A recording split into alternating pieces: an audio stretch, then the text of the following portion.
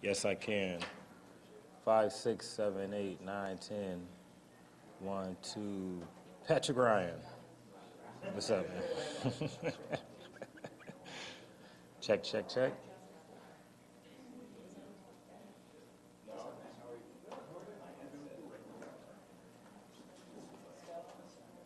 Still messed up? Sounds good, or you got? Yes, I can.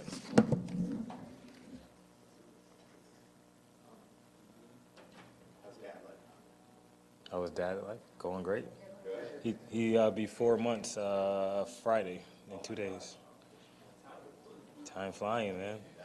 He's almost ready for college.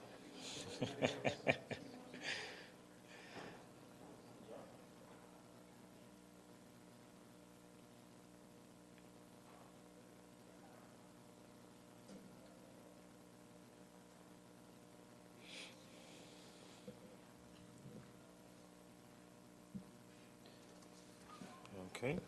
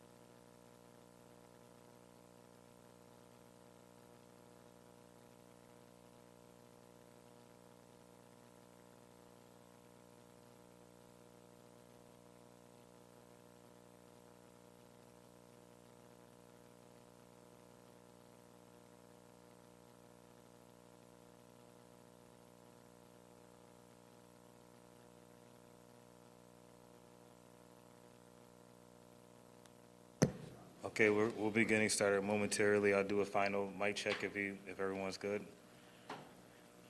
Mic check, mic check, mic check. 1, 2, 3, 4, 5, 6. And yes, we'll be sending a copy of this out to everyone.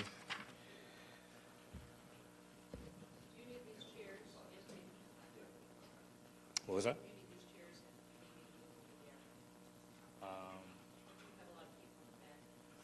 Okay,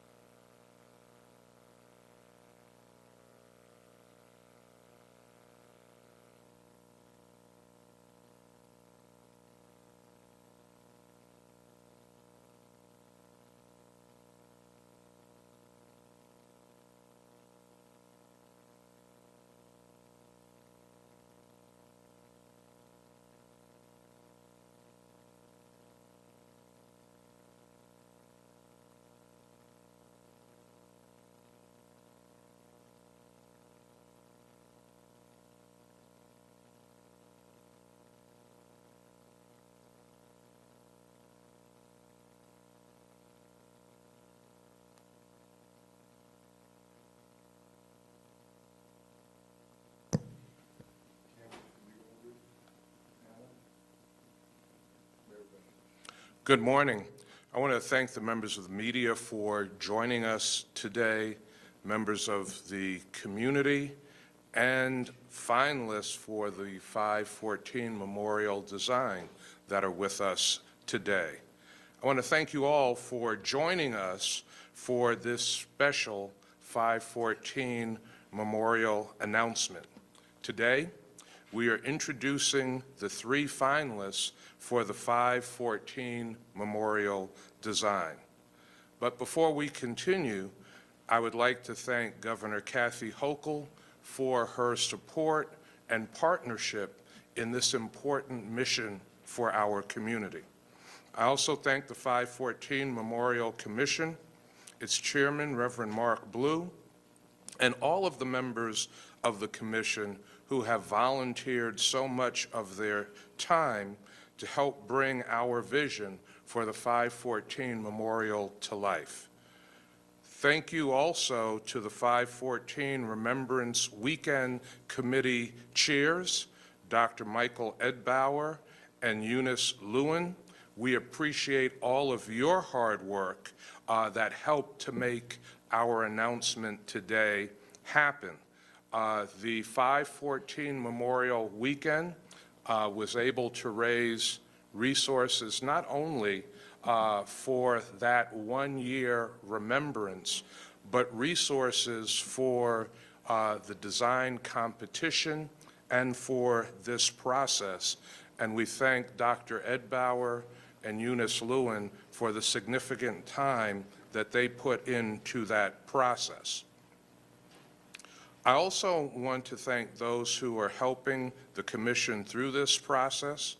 Paul Tronalone with Empire State Development, my staff members, Angelica Morrison, and former staff member Deidre Quain, Mo Sambundu from Governor Hochul's office. In just a few weeks, just a few short weeks, we will come face to face with the 2-year anniversary of the racially motivated mass shooting that happened right here in the city of Good Neighbors.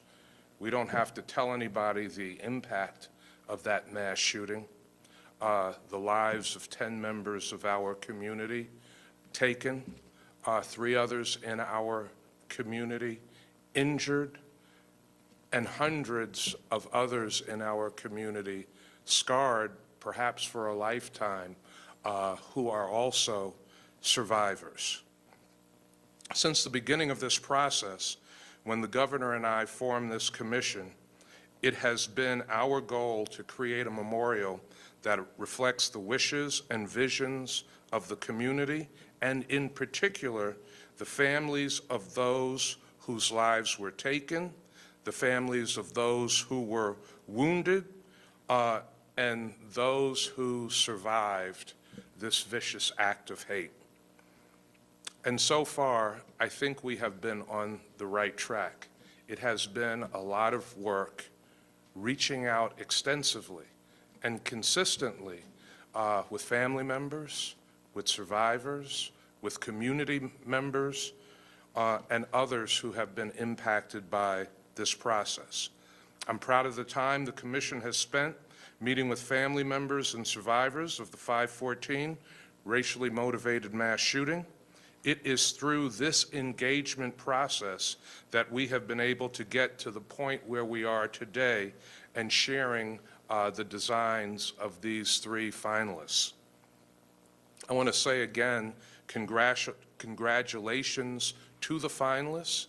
Thank you for your time, and thank you for pouring your hearts and your vision into this process.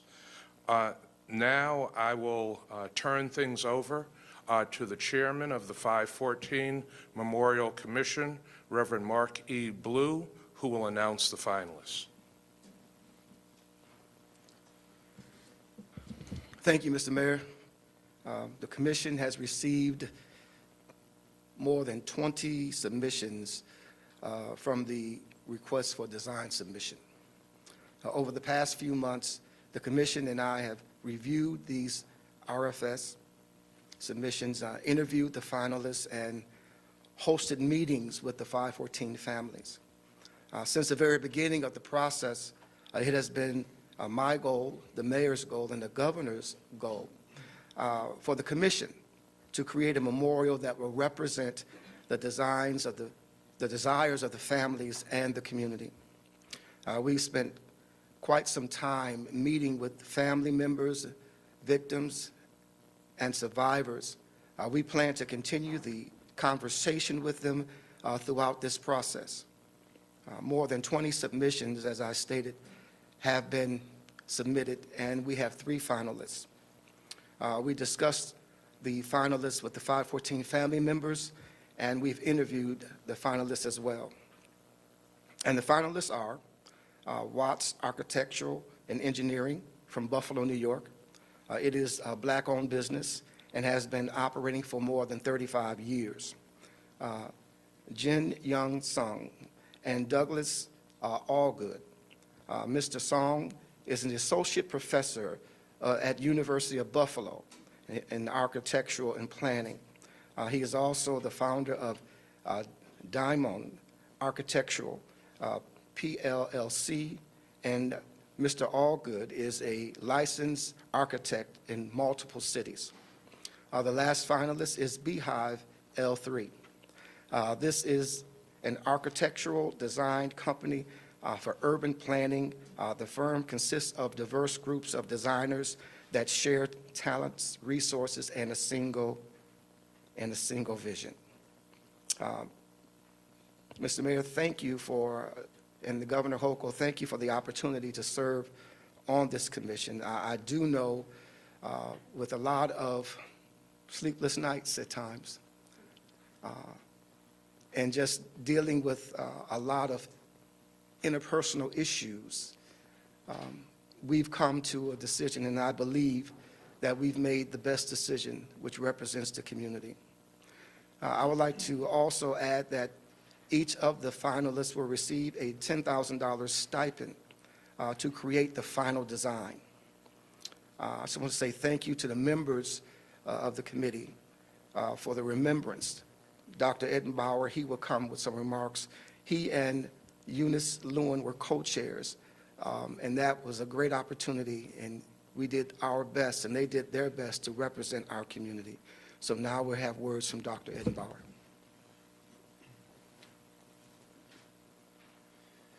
Thank you, Reverend Blue.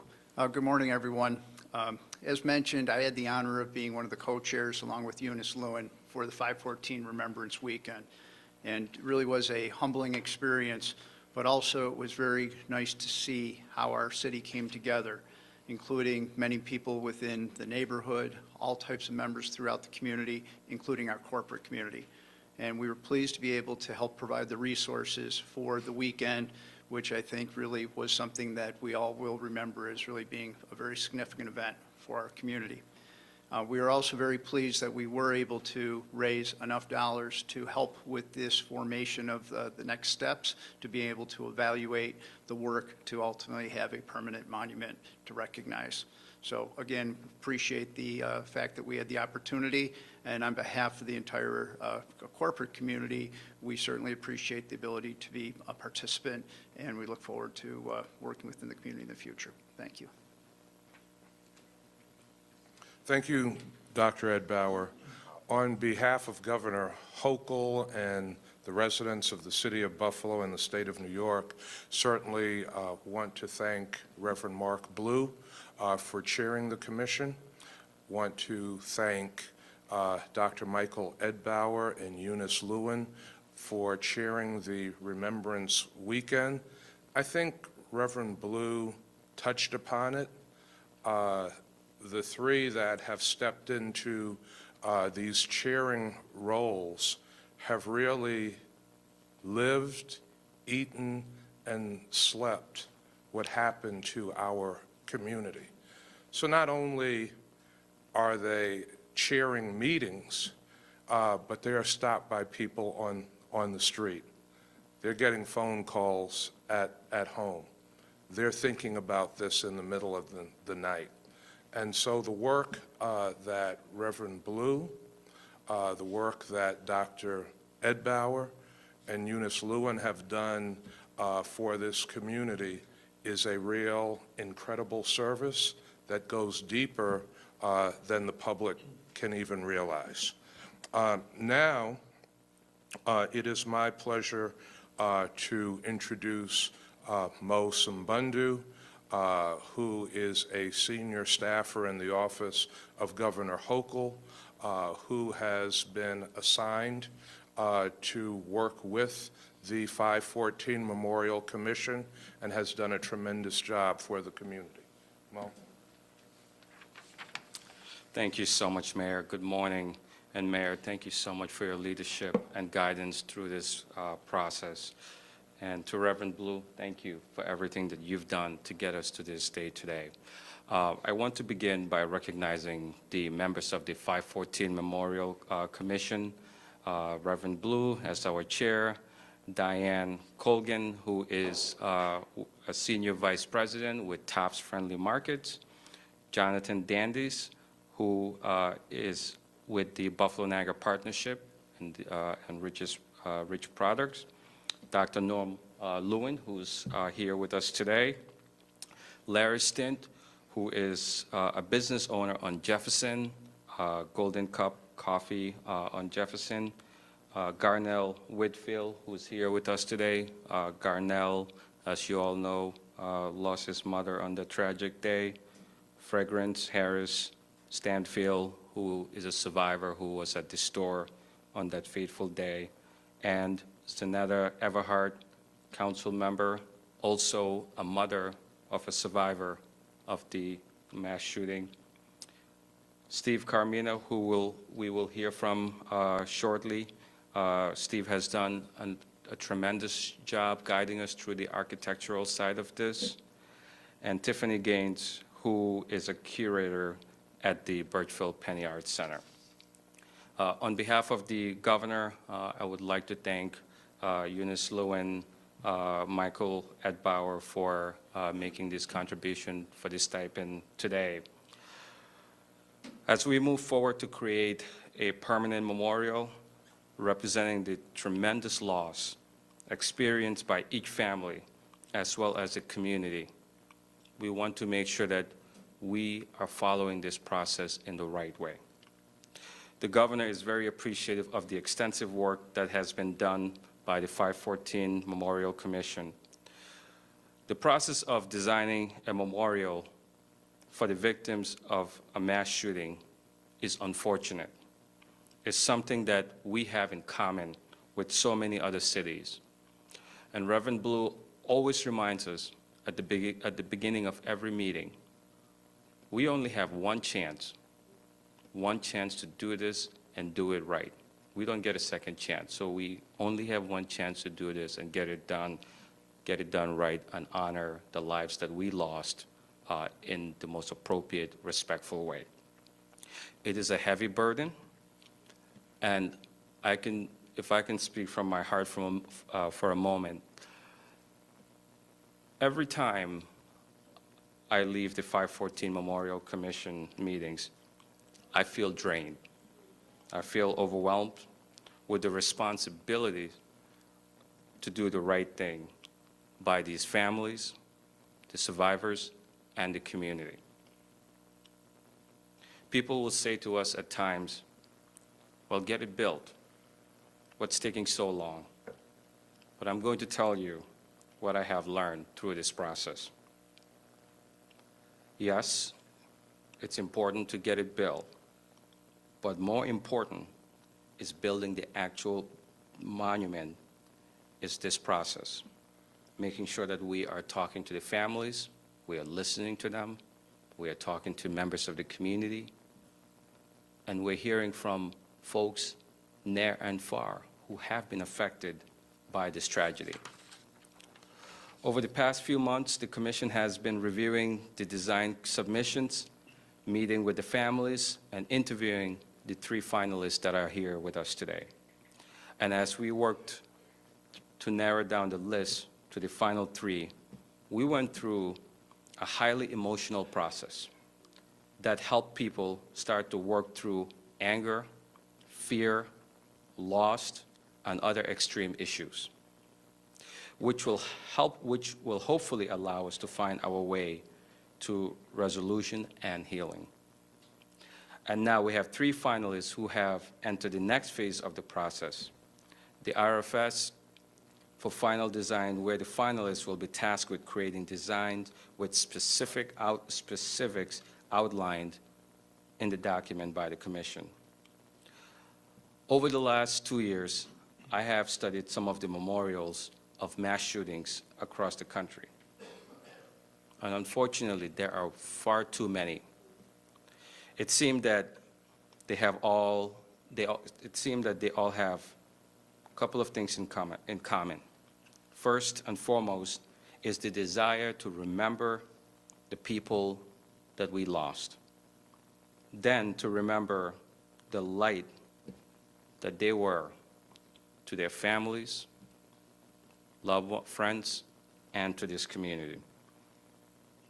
And the best memorial that I have found offers a message of comfort, peace, hope, and love, not only to those directly affected, but to all those who visit that sacred place. So as we move forward to the next phase of the design, the governor's hope to the 3 finalists is that you will keep in mind this single idea as they work through the final phase of design. Create a space that regardless of why each visitor is drawn to the location, that they leave feeling transformed by a sense of love, a sense of unity, a sense of strength, and a sense of courage. And now I would like to invite Steve Carmina to discuss the specifics of the RFS and the next steps.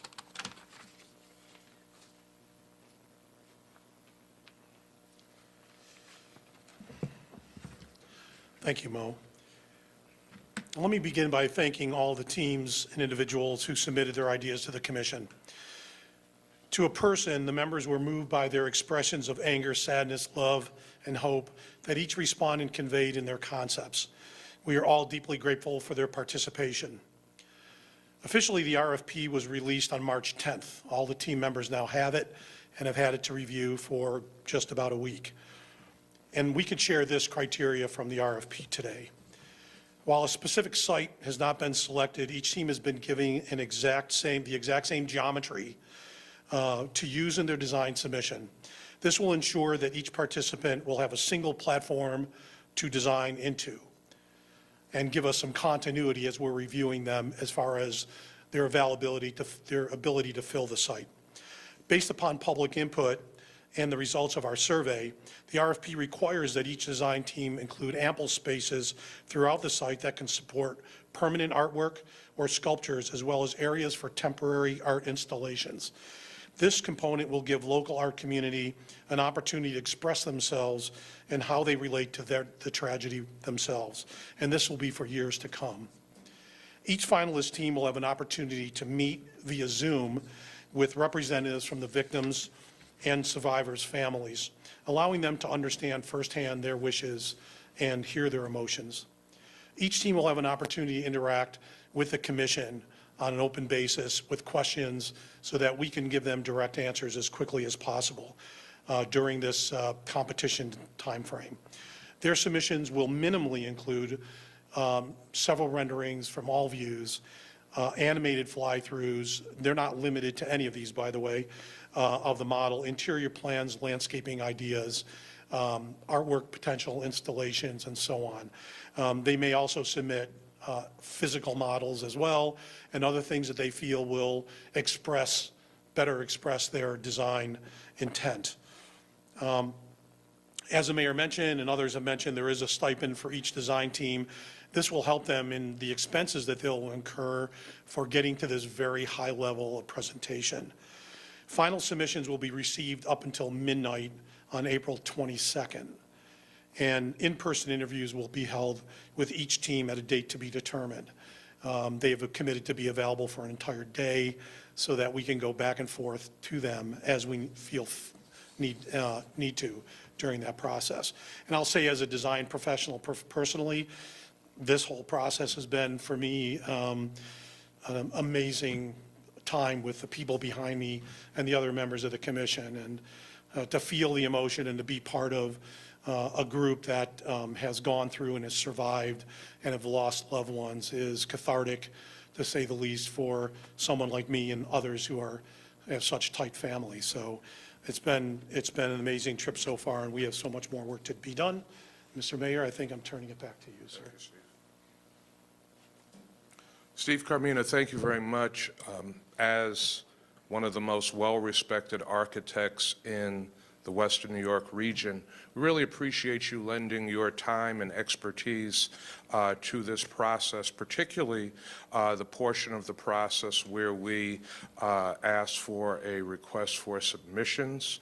Now we're going into a request for proposals with the 3 finalists. I don't know if we could have gotten through this phase of the 514 memorial selection process without Steve Carmina's expertise. So, Steve, thank you very much. I'll now ask Reverend Blue to come back to the podium for final thoughts and to open up for questions that the media might have. Again, I'm just going to call on who I am. I am a man of faith. And before we do questions, I would like to just offer a word of prayer. Lord, we just come to say thank you as we reach this phase and this portion of the job that you have given us to do. We ask that you continue to help those who are venturing on this quest to submit a proposal to us, that it will be welcoming and open to the community, that our community will embrace it, that you will continue to allow us to work together in peace and in harmony. We ask that you continue to bless the commission, but not only the commission, but the family members, the survivors, Lord, who are the most affected. Our entire city of Buffalo, Western New York, is in that group. We ask that you bless the leadership of our city, leadership of our state. This we ask in the name of our Lord and our Savior, the Christ. Amen. Amen. I'd like to open up for questions. Reverend, in speaking with the families, what were some of the priorities they highlighted in narrowing it down to these 3 finalists? One of the things that they wanted to do was make sure that it was something that can be seen, visible, comforting, healing, and learning. Those were part of the processes or the answers that they brought back to us. Nothing static, but something that can be used to educate. Significant step in this announcement today through this process. The next formal date that we have is April 22nd in terms of the submission of these final designs. What is the step after that? What is the time frame in terms of the hope, in terms of being able to move forward, perhaps looking ahead, even start construction of the one? Well, as far as construction, we can't give that time frame as of yet. But the next phase is on the 29th, which will be the interviewing process. And then we will also have a public meeting. In all of what we have been doing, we have been transparent. We have been engaging the community to look at every step of the way, so nothing will be done void of the community. So we're looking, hopefully, I am very optimistic that we will, after the 29th, have an opportunity to present the final rendering. So it's something that we're looking forward to, and I wish I had a magic wand, and I say this all the time, and we can just pick a date and just have this thing built tomorrow, but that we know is not possible. We've been very careful into taking our time in this process, and that's something we will continue to do. And as Mo alluded to, I always say we only have one time to get this right. There's no do-overs. Next question, yes. Without a doubt, whenever we see this memorial, it's going to bring up a few feelings in some of our survivors and some of the family members as well. So my question I want to kind of ask you here is, how can we capture, how can we design something that's going to represent unity and love rather than That's why we have our 3 finalists. In that process, we have talked about learning from this. You're going to have people who are going to be emotional, downright angry, mad, upset. But the hope is after they visit this monument, that they'll leave with some hope, leave with an opportunity to let's end racism as it is right now. We need to continue to engage our community, and we want the monument to engage our community as to the next steps of their life as well. Yes, come angry, come upset, but we want you to leave with hope. Reverend Blue, I'm just trying to clear up some confusion here. You mentioned, and the mayor mentioned a little bit earlier, that the 514 Memorial Weekend raised resources for the design competition to help with the next steps in creating this memorial.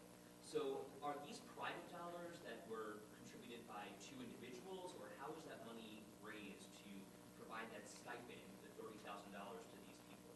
Well, one of the things that Dr. Edenbauer had mentioned, there were some private donations of corporations that helped in doing this. So we thank them for their generosity, and that is what helped to do what we're doing right now. Not government funds at all. No, there were no government funds. There were private donations that came to help to foster this. The last time that we had spoken, you and I had discussed the idea that there really was no money in the commission's coffers. So at this point, how much money does the commission have to build this memorial? There was an allocation that was given to help seeded by the governor. But what we're also looking at, and I want everyone to really understand this, people are not going to give to something that they can't see. And this is going to give us the opportunity to present to the public. And there are people who are waiting to give. I will not announce any of the organizations, any of the corporate sponsors that are waiting, but they want to see something.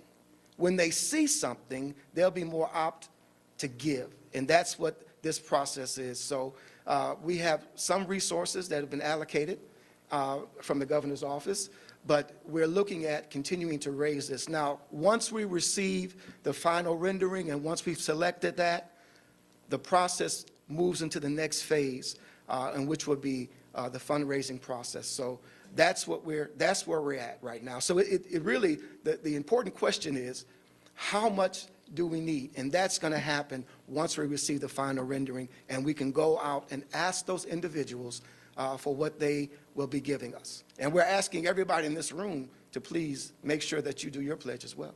Reverend Blue, respectfully, you had mentioned that the commission was transparent, yet on the 514 Commission's website, minutes haven't been released since December. We're now 3 months into the new year, and we haven't seen anything come out of the commission publicly, yet you preach transparency. Where's the disconnect here? There's no disconnect. If you look on the even if you look on the website now, in the meetings that we've had, we've published everything. So Has there not been a meeting since December? that we've had a meeting. Yeah, we had a meeting for the interviews. But one of the things that we want to do, so nothing is tainted, we want to make sure that we keep the privacy of that meeting and the individuals that we're talking about. The worst thing that can happen is misinformation, and we don't want that. We want to make sure that everything we do is, again, transparent and positive. So those meetings, if they're not, the meeting minutes, if they're not there now, they will be. I know you guys had meetings with the public in the past to get their input.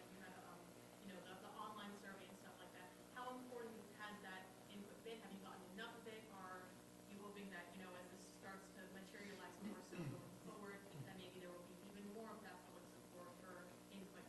Well, the input was what brought us here today, and we used that input in formalizing what we need to do to submit to the finalists as well. So they also looked at the input that was received. So kudos to them. Thank you for doing your homework. So we are very engaged in that process, and that process was the catalyst to where we are right now. Mr. Mayor, if you would, we've been waiting for the city to make an announcement about how much the city is contributing to the commission. The state, as we know, has pledged up to $900,000. What is the city pledging, and what is the city contributing? The city will be making a contribution to the memorial. Not ready to make that announcement today. We will make it, once the final submission, the final design is completed, and once we have the site for the memorial, we believe that that will trigger a number of corporate donations, corporate pledges, companies that want to give. The city will make its donation public probably sometime around that time. So you're saying, thinking April, Excuse me? thinking next month? You know, we're gonna follow the process, so when that process is concluded of selecting from the 3 finalists the firm that will actually design and help us build the memorial, it will be around that time. Yes, I had a question for Councilwoman Everhart. I wanted to get your opinion. You know, you are living through it as much as this, some of those families that lost a loved one. Your son, he's a survivor himself. I just want to ask you, as we're getting closer and closer to having these final designs, are you getting some type of sense of like closure feeling or anything like that? No. I don't think there will ever be a moment of closure for what happened on 5/14 and what happened to Zaire, right? He's a survivor. Zaire's dealing with that every day, right? He's going to therapy. He still has shrapnel in his body. You know, this is something that he lives with every day. So I don't think we'll ever get to a moment of closure. But it does give a little bit of healing, a little bit of peace to go through this process. You know, as Mo said, as everyone up here said, you know, when we were in those rooms especially going through the submissions, it evoked a lot of feelings, right? Because some of the submissions had images of the family members, right? So me and Garnell had to look through that, right? And so that brings about a lot of feelings. But no, even when this, whatever it is erected, there'll never be a moment for closure.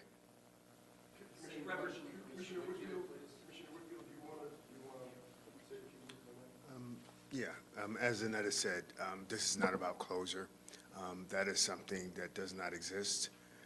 We're trying to heal, we're trying to live with the pain, find a way to live with the pain, and so this memorial represents growth and progress beyond 5/14 into the future, and that's what we're hoping for, you know, to try to instill hope within the community and to ease the pain. Certainly we can alleviate it. So this is something we're going to live with the rest of our lives. It's naive to think that there's closure down the road. Reverend Blue, I understand the sensitivity here, and I was there on the ground that day. I was watching it unfold, and it has changed me profoundly, personally and professionally. Yet when you speak about transparency, those meetings are closed to the public. Would it enhance transparency if those meetings were open to the public? One of the things that I am very protective of are the families. And the discussions that we have or had involve families. So I will not allow families to be paraded or berated through any course of public media because they're important. There's no sense of closure at all in this. Point of personal privilege, it even drew back memories of my father when he died back in 1968. So this is reflective of what happens when trauma happens. So I'm going to be protective as I possibly can of the families and of the conversation because I will not allow them to be used in any way. Thank you. Thank you, everyone. Thank you.